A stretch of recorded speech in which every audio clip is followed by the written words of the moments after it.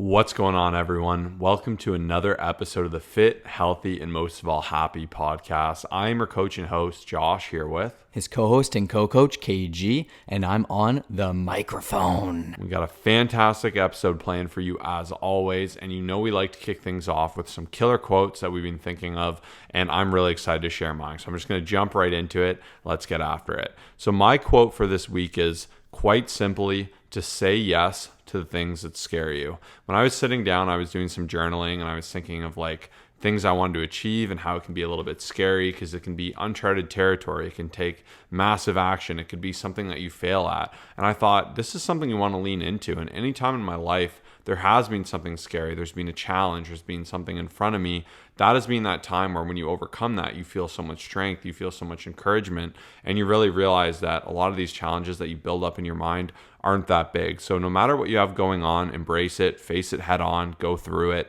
and you're going to see a lot of success. So once again, that quote is say yes to things that scare you.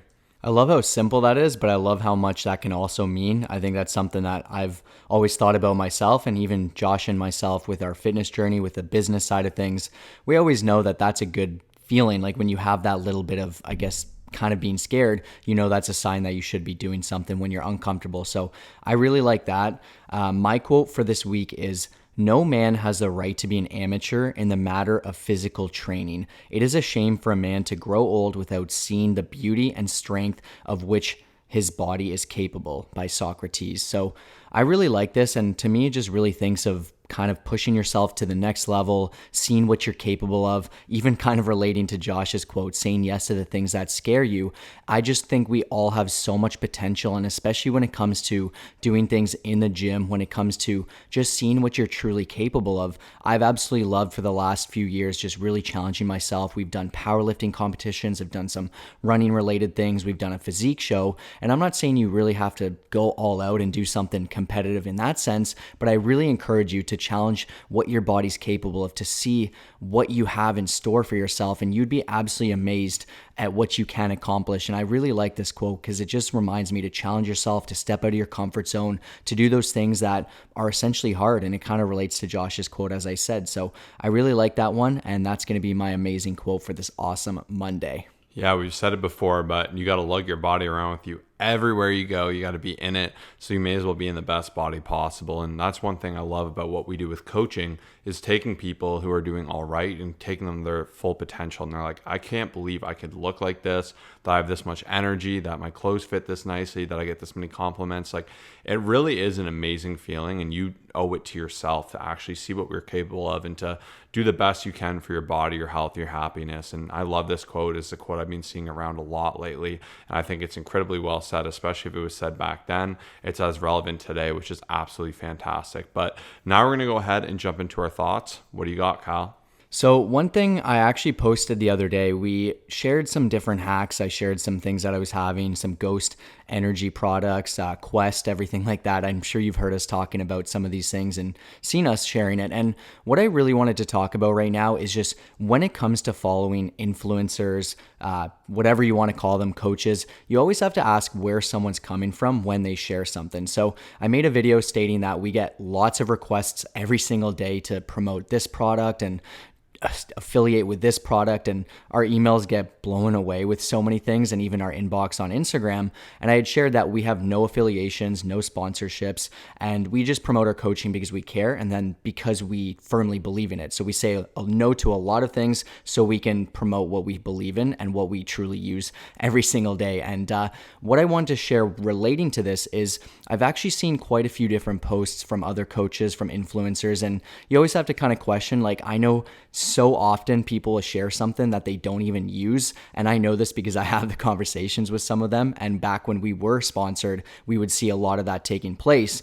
But even just this one coach that I had seen posting about his 3-day routine that he said got him killer results over the last few years to get an incredible physique built up. He's only sharing that because he knows that's what is appealing to a lot of people right now, even though for 20 plus years, he actually trained 2 times per day as a professional athlete. But now he's saying that the 3-day body split is what's helped him out. And so I just kind of have to laugh at that because the fitness industry is filled with a lot of this stuff. Even let's say Kim K, for example, you love what she promotes, whatever you follow, you have to kind of ask where that's coming from. And I think it's just a good reminder, especially when you're on social media, when you're seeing commercials, when you're doing whatever it is, to just ask yourself where something's coming from. Why are they sharing it? Is it something they actually believe in? And I think your pockets will thank you when you do ask these types of questions. So I just wanted to pop off on that because it has been on the top of my head lately. Yeah, and I can't say I have too many thoughts, but one thought I have was just the past weekend, myself and Kyle went down to Miami for Lift Miami, which was like a Gymshark event. And Gymshark, if you don't know, it's like a clothing company. But it was cool being back in an expo type of event because I remember when I started, we used to go to, I think it was called like the Toronto Bodybuilding Show or whatever it may be. And it was really fun running around there, trying a bunch of samples of products. You got to meet a bunch of the celebrities of the space and try different new inventions for recovery, growth, meal prep services. It was really, really cool. And then from that, we started kind of going to the biggest expo, or one of the most renowned ones outside of the Olympia, which is the Arnold. So that's in Ohio every year. And it was really fun going there. Me and Kyle went down there with some like buddies, and we were essentially kids. And Kyle made a post showing all of our different expos we went to. And it was funny even seeing someone comment that we looked like babies in some of them. And we really were. Those were like some of our first trips, which were pretty cool. And it was really fun going there, networking, meeting other people with like-minded things, seeing different people competing, getting free things. And it was absolutely awesome. And unfortunately, COVID really put an end to that. I actually went to go to the Arnold when COVID kind of everything started. And what's crazy is with me going there, I had plans. We were there, and then they shut it down like 2 days before we were going to go, which kind of sucked. But it was really cool being back at one of these events. And I just want to say, if you're in an area of it, I think it's a fun thing to check out. And it is cool too. Even we were like little kids, there were just like so many free samples and things to try. And it was definitely a lot of fun being back in that atmosphere, seeing a lot of people from your tribe, like the Fit Fam, if you will, who are looking to just level up and do more. So I just thought that was pretty cool. And yeah, if you have like a fitness expo type thing near you, I mean, some are better than others, obviously, but I think it is cool to check out, and it's definitely nice to see these back on the map. So a little bit of a random thought, but just something I had there. Yeah, even one of my clients recently went to the Olympia. I think it was in Las Vegas, if I'm not mistaken. And yeah, I think it's always in Vegas. Yeah, so she came back with so much fire, and just even the things you learn, the inspiration, the people you meet. It really is a solid experience. I think sometimes it can be intimidating for people because everyone's walking around in their tank tops and their fitness gear, but it's an awesome community all in all, I'd say, especially when you look out and you just interact with people. Everyone has similar interests. But yeah, I actually want to make a podcast like future coming up, just in terms of like the changes that the fitness industry has kind of had over the last few years. Like, we've had some conversations with others, and be on the lookout for that. I think it'll be fun to just to kind of look at all the things that have changed, what's stuck around, because we have been in it for a while. I know you guys have heard our stories a little bit, but we were honestly one of the first people with a YouTube channel, like pretty early on, especially when it comes to fitness. So we've seen like so many shifts, we've seen so many trends, we've seen a lot of things come, a lot of things go, and a lot of things stay. So yeah, that's going to be exciting. I'm really excited for that episode. So make sure to turn your notifications on, subscribe if you're not already, and we have a lot of fun stuff to come for sure. Yeah, and then I guess we haven't really jumped in for a minute here about where we're at in our journey. So I'm just doing a little bit of mini cut as Kyle does his big cut. Obviously, like I did a huge shred last year, and then I did a little bit of a lean bulk going up from about 208 to about 217. So right now I'm doing a little bit of a lean cut, a mini cut. And what a mini cut essentially is, it's like a tidy up. So it's not like a deep clean your house. You're not going hardcore, lifting up the couch, moving chairs to vacuum underneath. You're just doing a little tidy up, getting things organized. And what's good with a mini cut is when you've been in a bulking phase for a while and you start to feel the effects of it, and you're like, I'm feeling a little heavy, I'm eating so many calories. It's a good way to kind of pull back from that. And I find a lot of people struggle with bulks because they'll succeed in the bulk, they'll gain muscle, but then they'll start to lose some definition. They'll see some fat come on. They'll get discouraged in the process because they're going to worry that they're never going to be lean again. And that's one of the hardest things of a bulk, is that buy-in to actually let yourself put on weight, because that is how you put on more muscle instead of just trying to forever maintain. So where a mini cut can be really nice is you can kind of tidy up around the edges, if you will, you can start to see that. You can see that scale come down a bit. You can kind of reset, and you can actually regain your bulk if is so your desire, and especially if you're doing a big bulk, without needing to have your calories necessarily as high. So you can start to rebridge, and maybe if you were gaining before on 4,000, maybe now you'll be able to regain on 3,600 for a little. I mean, everyone's entirely different, but that is one thing I've been doing. Another cool thing, no warm up, which I wouldn't normally advise. I got 23 reps with 225 in the cage at the Gymshark event, so I was pretty pumped. So that's a bench press PR for me, 225 for 23 reps. I think if I properly warm up, I can do over 25, so I might have to make a challenge of that. But otherwise, we've just been training super hard. We're on a 6-day split right now. A lot of people ask what our split is, so I've actually been experimenting a little bit myself, and I'm doing a variation, if you will, of a push-pull legs, but it is very, very varied. So day 1 for us is a push, day 2 is a pull, and then our third day is a leg day with shoulders, which we completed today, which was absolutely beast. It was really hard. Then the next day I'll do a little bit of a funky split where I'll actually do, so actually Wednesday will be like I'll divvy up my shoulder days within these days. So I'm really trying to improve my frequency. So there's 4 days of shoulder frequency, there's 3 days of calf frequency outside of leg movement. So there's a lot of different frequency within the routine, and that's where I'm having a little bit of a harder time describing it. But then there'll be a variation of a pull with front delts as well as triceps, and then I'll do a push variation, well, actually opposite, but I'll do a push variation with biceps, which is kind of funky. And then our 6th day is really cool because it's like a legs, bench, as well as shoulders day, and it's really designed around what me and Kyle need to be doing right now. And I also do want to challenge people. If you're not seeing something grow, try to program it in with more frequency. Obviously, you need to make sure you're recovering. But what's been great about this routine is even though it is 6 days, even though we're lifting heavy, I find I really fatigue just the muscles I'm working that day. And I come in every day fresh for the muscles I'm about to train. So that's my split right now. I've been experimenting with the 6 days. I've been loving it. I've been loving going to the gym, and I've just been trying to train hard. I know it's a little bit confusing, but I do get some questions on what our split is. And once again, it's so different for everyone. And people always ask, what's the best split? What should I be doing? And that's where even like from client to client, we program so differently. But yeah, it's a little update where I'm at. What about you, Kyle? Yeah, I was actually telling Josh the other day, I've been loving this routine because I feel sore in a lot of different ways in the exact right areas. And then anytime I go to do something, the soreness is like in a different area, but I'm not targeting that. But it's been a really good, like I'm pushing pretty much like I feel like till my absolute fullest with this routine. What's interesting though is once again, every person varies in what they need. And what's cool about what we've done and continue to do is we'll always try different things so we can actually give proper feedback for, you know, everyone that comes into our program, for our supporters, everything like that, you know, just people that follow us, because obviously for us as natural athletes, like we can absolutely relate to pretty much every single one of you. I know sometimes, especially with the industry, I know I'm kind of talking about the industry a bit today because it's been on the top of my head, but there's so many of them that will start to take steroids and then share their split, and then it's just not realistic, and it's very hard for you as listeners to relate. Whereas for us, we have so many different things. We run a lot of different tests for our female programs. We have our coaches using it all as well, which I'll jump into in a bit as well.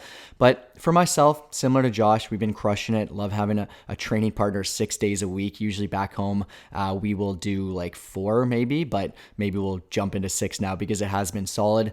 We train pretty hard. We don't talk a ton unless there's a lot of things that are on the top of our head growth-wise and business-wise, but a lot of times we just dial in, we lock in. And in terms of just the cut, I mean, so I've dropped my calories quite a bit. And what I really want to mention is like, I have noticed that I really have to make sure to plan ahead and be careful that I'm not resorting back to what I was doing before, which was purposely trying to gain muscle, purposely trying to gain weight, purposely trying to eat more calories. And I really have to make the decisions of what I value and what I want. So for example, I would love to just wake up each day and say I can have whatever, and that's totally fine. But the truth is I won't be able to get results that way. So I really, especially when it comes to going to dinners, having these social events that we've been having down here in Florida, I just really have to plan things out. And that's the name of the game. Like there's nothing wrong with that. I know sometimes people just really wish they could just do whatever, but that's unfortunately how you go backwards and you don't see results. So even as I'm looking looking at my Greek yogurt. I'm like, do I really want peanut butter? There's nothing wrong with it, but it's not really adding as much value as the other things that are going to fill me up in terms of calories.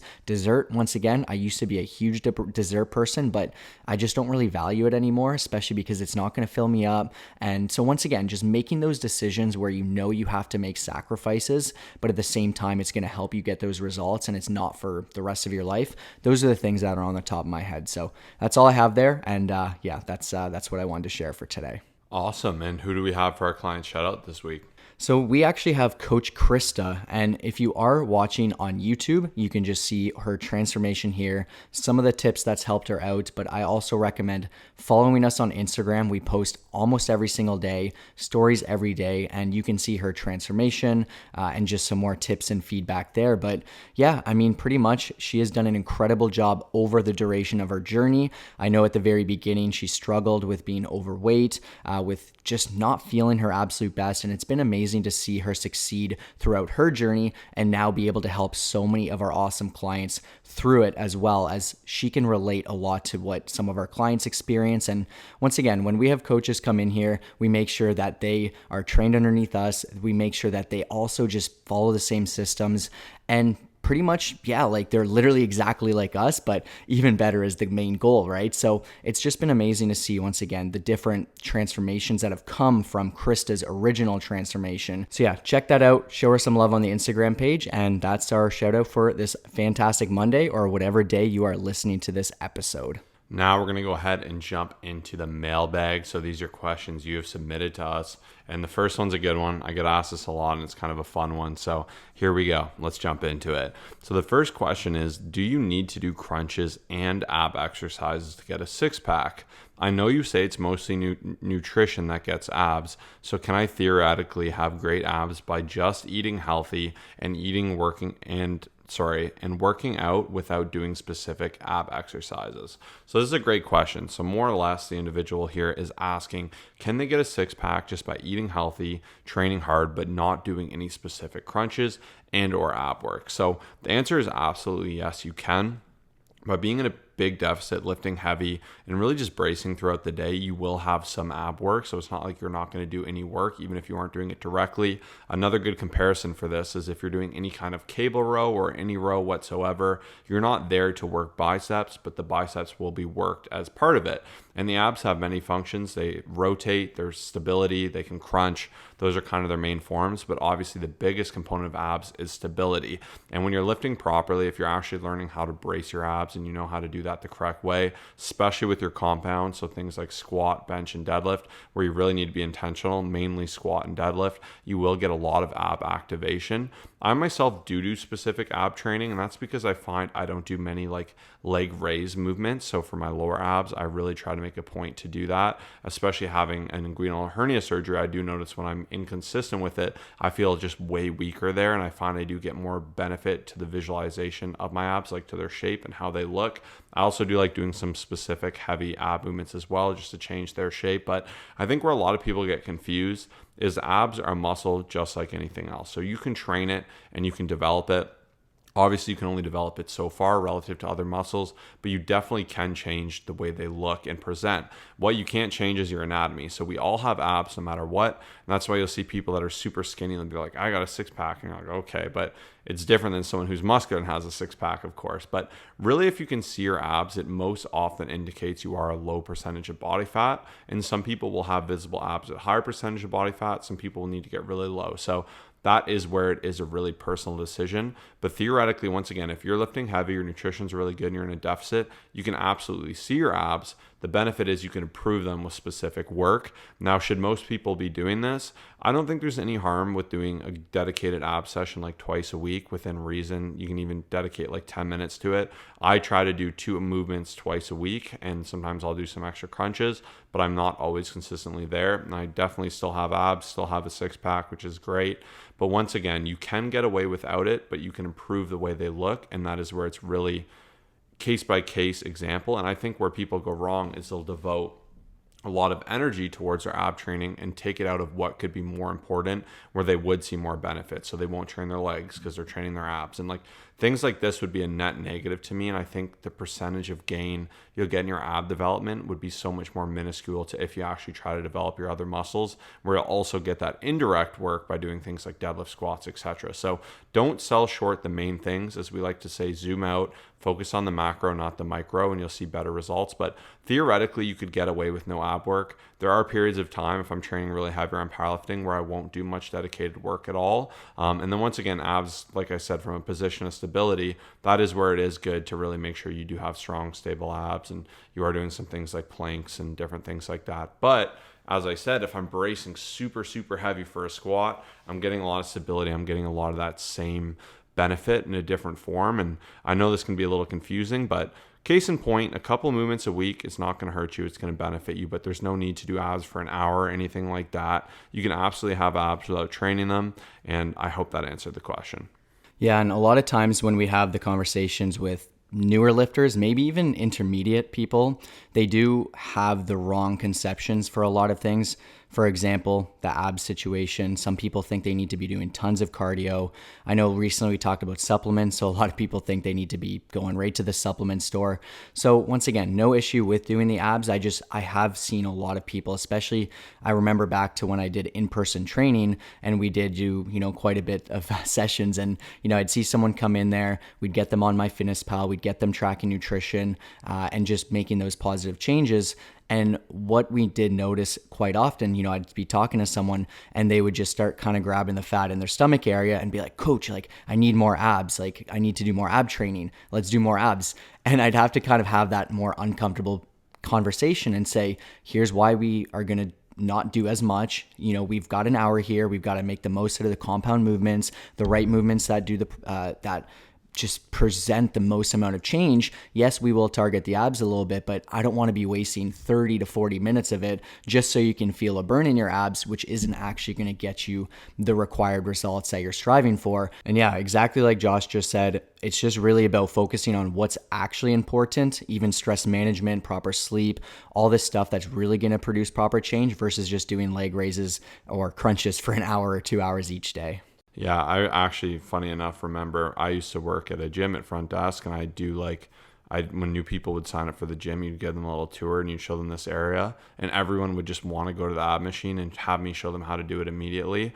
And like a good example is if I took two twins that were like, let's say 20% body fat, and one just did like insane abs 4 days a week, hour in the gym, crushing abs, and the other one downloaded MyFitnessPal, was in a deficit, and they were losing 2 pounds per week. The one that's losing 2 pounds per week will have way better abs than the one who's crushing it, just doing a ton of movements. You can't see the abs through the fat if you are too high of a body fat, and you're like, it's basically like working your body insanely intensely and just wearing a snowsuit everywhere you go. Like no one's going to see it. And that's where you actually do need to decrease your body fat. So if abs are a big goal for you, that's where nutrition does need to be this primary focus. Some ab work will work towards that, but you're going to get the most merit from nutrition for sure. So that was kind of answered in the question that was asked, but I wanted to give that further explanation. But next question we have, this is a great one as well. We haven't got this in a while, so we're really pumped to address it, is what's the healthiest cocktail to drink in moderation when trying to lose weight? I do like having the odd drink when I go out,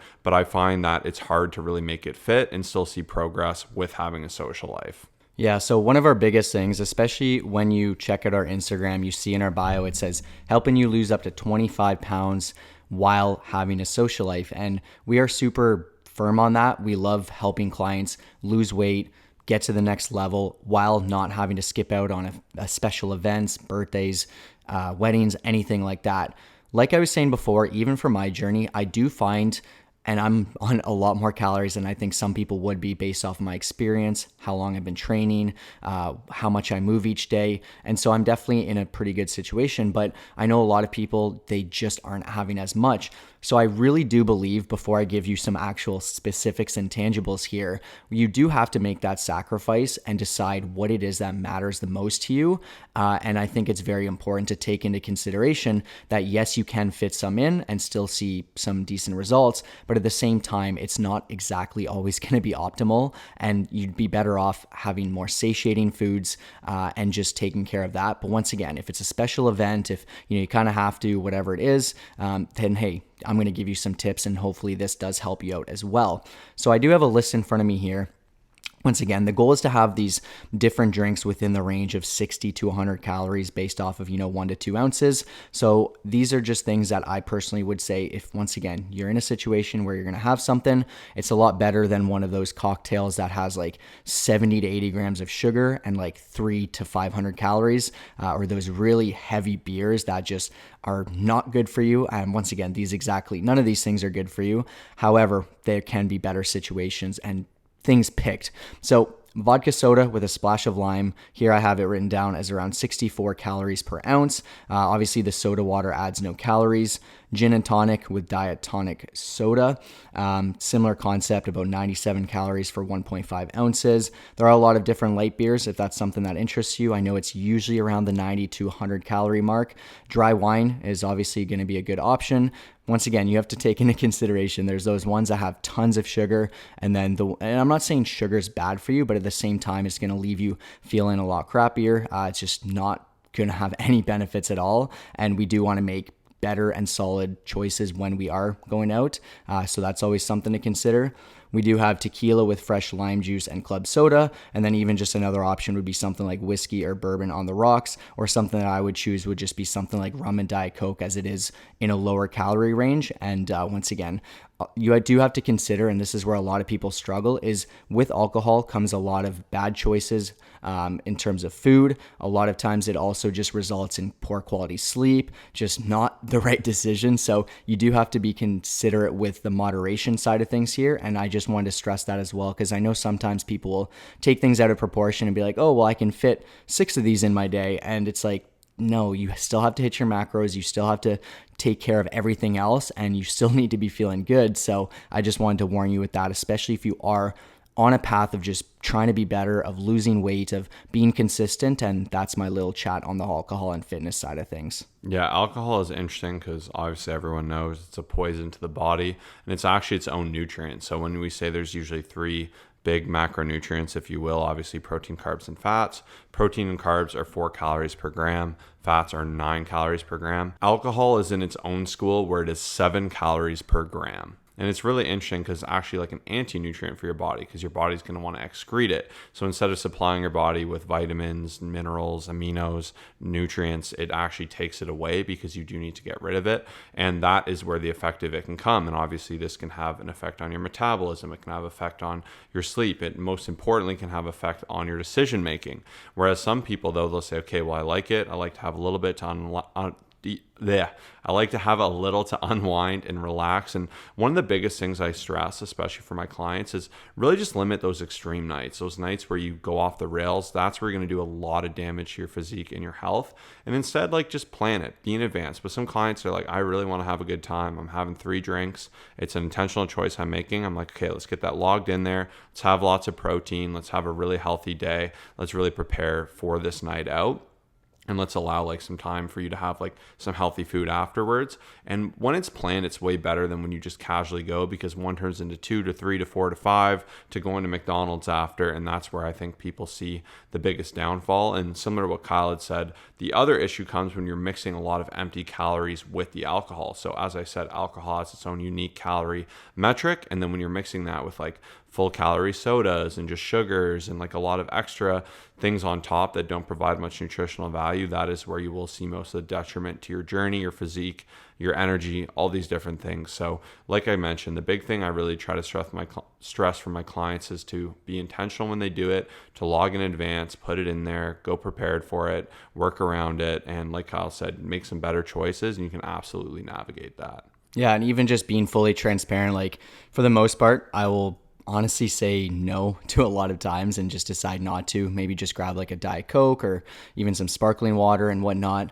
But the thing that I did want to even just mention, just being fully transparent, is if I do decide to go and just, kind of want to consume, be it a hockey game, be it some sort of event, I would choose any of these options and have maybe one to two of them. Like, I just really think it's important to have that self-control, and even for myself to be able to still have such a great time without needing some extra, whatever it is that you want to call it. So yeah, that's just my kind of thought there that I wanted to share as well. And just in full transparency, I know sometimes people are like, hey, do you drink, or what's the situation there? And once again, not very often, just one or two here and there. And I'll just keep it to this list for the most part as well. All right, last but not least, we have our final question for today, which is, what's the best way to lock in and focus without pushing away friends, connections with the outside world? And this is from Kaitlyn. Yeah, so this was asked on Instagram. I thought it was a really good question. I guess you can relate it to pretty much anything, I guess just overall growth, but I'm going to more so relate this to fitness, because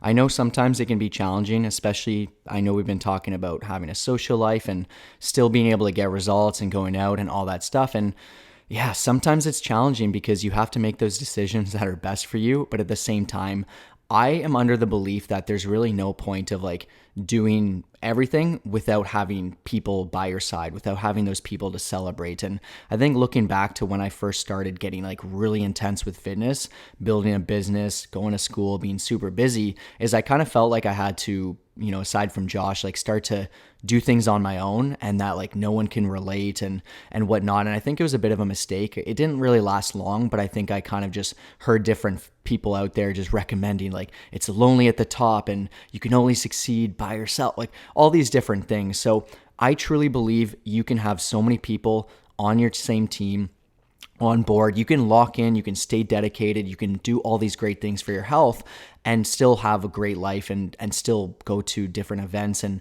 whatnot. And I think one of my biggest things, and I'd say like two really big tips here. Number one would just be bring your friends along for the ride. For me personally, I think over the last like 5-ish years, I've loved having different friends, even just older friends, newer friends, just come along for different things. Like I'll always try to invite people, and I know Josh is the same, to do different fun activities, try out rock climbing, just go to these different events, and just really, especially on the fitness side of things, like invite more people to the gym, come out for some sort of hike or whatever it is. And I just really encourage you to start with that. And the number two thing I would say is just letting people know where you're at and what's going on. I think every person, especially if they're a friend of yours, especially if they're family, if they're someone that cares about you, they will totally understand. Even if you say, hey, I've got to dial in on my nutrition for the next little bit. I may not be as fun as, I used to be in this situation, but here's what I'm going to do. And here's what we can do going forward to still have a great time, right? If that's something that you're so used to, especially bonding over buffets or doing something that may not be as good for you, I just think so many people avoid having that more uncomfortable conversation, and it becomes more uncomfortable afterwards because people don't even know what you're doing, what you're striving for. So in terms of just locking in, focusing, those are my two biggest recommendations, and hopefully that helps for today. Yeah, and even for me, I think like even Kyle's point was interesting because he said like if you want to be less fun to people, but in my mindset, even I see it as like me not like pigging out shouldn't take away from someone else's own fun, and if it does, like that's their insecurity going on top of you, and you got to do what's best for you and your journey. And I find if a lot of people will bend who they are and just be a worse version of themselves with like over drinking, overeating, just not doing the things they know they should be doing with that fear of someone saying something. They're like, everyone had cake, so I didn't want people to say, why aren't you having cake? And instead of just being like, I don't feel like it, being yourself, being an amazing person to be around, being a great example, like I find that shouldn't take away whatsoever. And sometimes you'll outgrow people. If you have friends where the only thing you do is like you get hammered and that's like your entire friendship and that's the only thing you're bonding over, I mean, you got to analyze that and make your own decisions. But I think there's a lot of way to find that middle ground. And like Kyle said, you could bring them along on the like activities, but you can also be your own person. If that person wants to have 10 drinks and you're like, I'd love to keep you company, and you want to nurse one drink and have a Diet Coke after, just go about doing your own journey, being your own person. Like, I don't think that should take away from anyone else's fun. And even what's amazing too is you'll find circles and groups who will encourage you and who are doing even better than you are, and you, by being around those people, they'll build you up more and more. And even with family too, I just really try to lock into enjoying the family time, using best habits, and really just having that flexibility of being in a good system is fantastic as well, because you can be fully in the passenger seat and there's no maxims of like, you can't have this. Like if you love having cake, you can have a slice of cake instead of having 2 or 3. So that's one way I definitely feel about it. And I've definitely, the more I've done it, the happier I've been with it. And I've been loving helping my clients navigate that as well. Yeah, I did have to navigate that myself coming out of high school. I feel like there was just even, and some people may feel this way, like relationships just solely focused on that thing. And so even for me, once I stopped drinking, especially as I started getting ready for a physique show, I realized that that was all a couple friendships were based off of. Kind of lost those friends essentially, but it allowed me to find the people that I related with more, the gym goers, my space, and I just felt so much more just better because I could be myself every single day with them. And yeah, I'm just sharing that because I know some people really do struggle. Like there's so many people that may even be holding you back on your journey because of those temptations, because of their remarks. And I like that Josh mentioned that as well, because I feel like I didn't answer that properly when I first started talking. But I do think it's so important to really evaluate where you're at with people and if it's worth it, because I really like how he'd mentioned there's no issue with having that, conversation where you outgrow someone or you outgrow something. And I think that is something that does happen, especially as we mature, especially as we are just becoming a different person as well. If your identity's changing on your fat loss journey, you're becoming a different person, you're enjoying different things, that's just a natural way of life. And I think that is super important to consider. And I just wanted to share that as well. So yeah, that's all I have here. Yeah, and being your own person, being an example is amazing too, because you can bring up people with that. If they're good friends, they'll be accepting of you and your journey, which is absolutely awesome as well. And there's just so many good ways to go about it. And I think it's hard seeing someone change and seeing them grow because it does bring those own insecurities. Like if you have a friend who just starts killing it in their career and they're making a ton of money and doing whatever they want, you go, what's wrong with me? Why am I not doing this? If you were never in shape and someone who also was never in shape starts getting in shape, it's a little uncomfortable. But that's where I do think one of the best things you can do as you grow is make it your effort to be a leader, to bring people up with you, to encourage them, to show them healthy ways to navigate that, and to be patient with them too, because it is natural, I think, for people to be uncomfortable at the forefront of that. But as time goes on, those people, if they're your really good friends or awesome people, which I'm sure they are, they'll see it and appreciate what you do, and they'll see you grow. And a lot of people care for you too. Like it is hard seeing someone change and like, are they going about it a healthy way if they don't understand it? And I find sometimes too those discussions are positive. Like I've had clients say, like, my family doesn't know why I'm not eating dessert every time or whatever. I'm like, explain to them, like, you want to lose a bit of weight so you're healthy, your body weight, so you can reach your physique goals. And after that mark, we're going to be able to do a reverse diet. We're going to drive those calories. There'll be less restrictions. You're just making up for some of that past, and this phase will end in 12 weeks. And then the family's like, oh, that makes sense. They're on board with it. So instead of just being like, oh, these people are average, they're beneath me, they don't understand, I think explaining these things is so good. And yeah, that was a really good question. So we appreciate you answering that today. We want to thank everyone for tuning in. Really does mean a lot. If you love our podcast, it would really mean the world if you could take 2 seconds and leave a review. Spotify or iTunes, you can leave it on either one. You can do a little write-up. It would definitely mean a lot. And me and Kyle look at every write-up. You can only do the write-up on iTunes, but on Spotify, you can leave a star rating. Every 5-star is greatly appreciated because it gets us out to more people. It helps us grow this podcast, just gives us more inspiration, motivates us. So I just want to thank you. If you could take 2 seconds to do that, it'd mean the world. See you in the next episode. Peace out.